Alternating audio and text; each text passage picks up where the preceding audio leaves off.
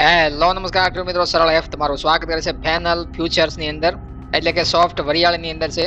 બજાર ભાવ અને તમામ રિપોર્ટની સાથે ચર્ચા કરીએ પહેલા જે ખેડૂત મિત્રો નવા હોય ચેનલને સબસ્ક્રાઇબ કર્યા, જેથી તમને રોજે રોજ નવી અપડેટ, નવી માહિતી તમામ પાકોના છે નવા અપડેટ મળતા રહે. બીજા ખેડૂતોના ભાગ તમે શેર કરી શકો વોટ્સઅપ ગ્રુપ અને ફેસબુક પેજ ઉપર, અને ભાગને અવશ્ય લાઇક કરો જેથી અમને તમારા તરફથી પ્રોત્સાહન મળતું રહે.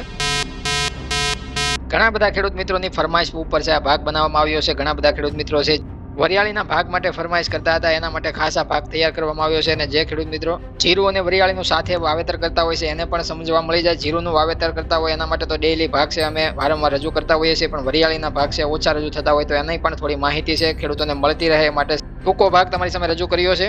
વરિયાળીમાં હાલનો માહોલ આપણે સમજીએ તો વરિયાળીમાં વધારે ઉત્પાદનની ધારણાથી ભાવની ઉપર દબાણ છે. ભાવની ઉપર દબાણ બનાવવામાં આવ્યું છે, બનાવવામાં વેપારી દ્વારા આવે અથવા તો બજારમાં કોઈ પણ માર્કેટિંગ એક્સપર્ટ દ્વારા છે બનાવવામાં આવે, પણ માત્ર ને માત્ર અત્યારની જે ધારણા મૂકવામાં આવે છે વધારે ઉત્પાદનની છે. સામે આગળ આપણે સમજીએ દેશની અંદર છે નવો કોરોમાં લાવવાની પણ શરૂઆત થઈ છે, અને બજારમાં વ્યાપારી ભાવ ઉપર છે પહેલેથી દબાણ બનાવવા માંગે છે. હાલ તો આપણે ઊંઝા યાર્ડ છે વરિયાળી માટે પ્રખ્યાત હોવાથી છે એની આપણે ચર્ચા કરીએ તો ઊંઝા યાર્ડની અંદર વરિયાળીનો હાલમાં જે આપણને પ્રતિ કિલોના ભાવ છે 125 થી 250 ની વચ્ચે છે. અત્યારે હાલ જે ક્વોલિટી પ્રમાણે ભાવ છે ચાલી રહ્યા છે વરિયાળીની અંદર.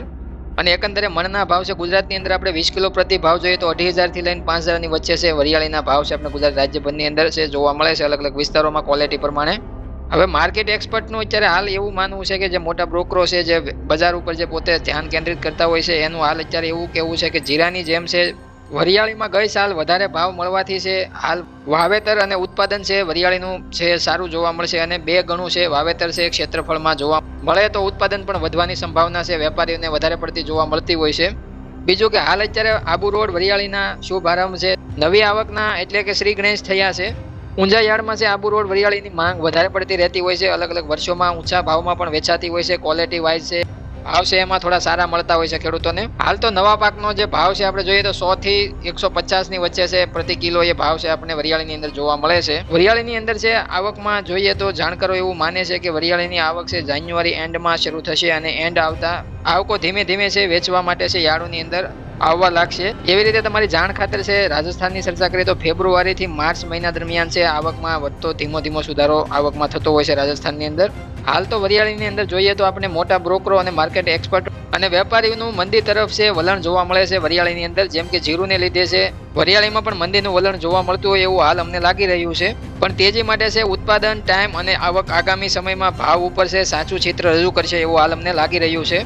ફિલહાલ ઉત્પાદન અને જે વાવેતરના વધારાના આંકડા જે જોવા મળે છે એના લીધે છે માહોલ મંદીનો છે વરિયાળીની અંદર પણ બનેલો છે. જેમ કે જીરુની અંદર આપણે કાયમી ડેઈલી જે ચર્ચા કરીએ છીએ એમાં પણ આપણે જે માહોલ જોવા મળે છે એવો જ માહોલ છે વરિયાળીની અંદર પણ બનેલો છે.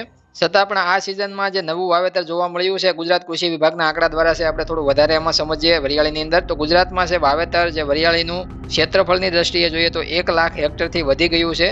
જો કે આપણે પાછલા વર્ષની સરખામણી કરીએ તો પાછલા વર્ષનું જોઈએ તો વરિયાળીમાં છે વાવેતર છે 44 થી 45,000 જે હેક્ટરમાં જોવા મળ્યું હતું ગઈ સિઝનમાં, તો એનાથી જોઈએ તો ડબલ આંકડા છે આ વર્ષે જોવા મળે છે. એના લીધે છે બજાર ઉપર આપણને દબાણ જોવા મળ્યું છે. અને રાજસ્થાનની થોડી ચર્ચા કરીએ તો રાજસ્થાનમાં છે ગયા વર્ષે છે વાવેતર છે 30 થી 31,000 હેક્ટરમાં જોવા મળ્યું હતું, એ આ નવી સિઝનમાં છે 1.5 ગણ્યું છે, એમાં વધીને જોવા મળે છે. જે ગુજરાતથી થોડું ઓછું ગણી શકાય પણ 1.5 ગણી છે, એમાં પણ વાવેતરની સંખ્યાના આંકડા જોવા મળે છે. અને બીજા અન્ય વિસ્તારોની જે આપણે થોડા વાવેતર થતા હોય છે એમાં સરેરાશ જોઈએ તો 10 થી 12,000 હેક્ટરમાં વાવેતર જોવા મળતું હતું પાછલા વર્ષમાં, એમાં થોડું વધીને જોવા મળે છે, પણ એનો આંકડો છે મોટો નથી.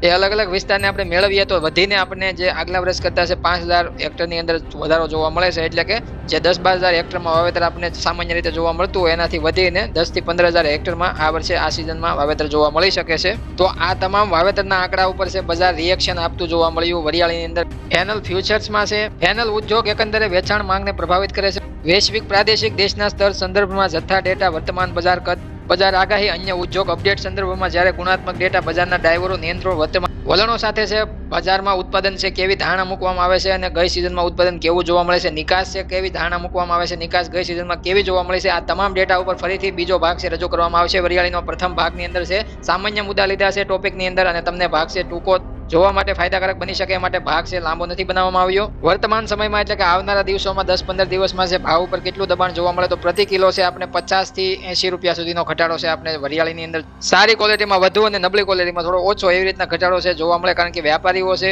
આવનારા ટાઈમમાં વેચવાલીનું પ્રમાણ થોડું વધે, નવી આવકો વધે, એના લીધે છે દબાણ વરિયાળીના ભાવ ઉપર લાવી શકે છે અને એ માટે છે આંકડા છે વાવેતરના વધારે પડતા છે દબાણ લાવવા માટે સક્રિય બન્યા છે. એના અનુસંધાનમાં વેપારીઓ સસ્તો માલ પડાવવા માટે તૈયારી કરી રહ્યા છે વરિયાળીની અંદર. તો હવે ઉત્પાદન નિકાસના આંકડા સાથે છે ફરી ભાગ રજૂ કરશું. ત્યાં સુધી નવા ખેડૂતોને નવું જાણવા માટે છે ચેનલ સાથે અવશ્ય જોડાવા માટે સબસ્ક્રાઇબ ચેનલને કરવી, ભાગને લાઈક કરવો. જય જવાન, જય કિસાન, જય ભારત, જય ઠાકર.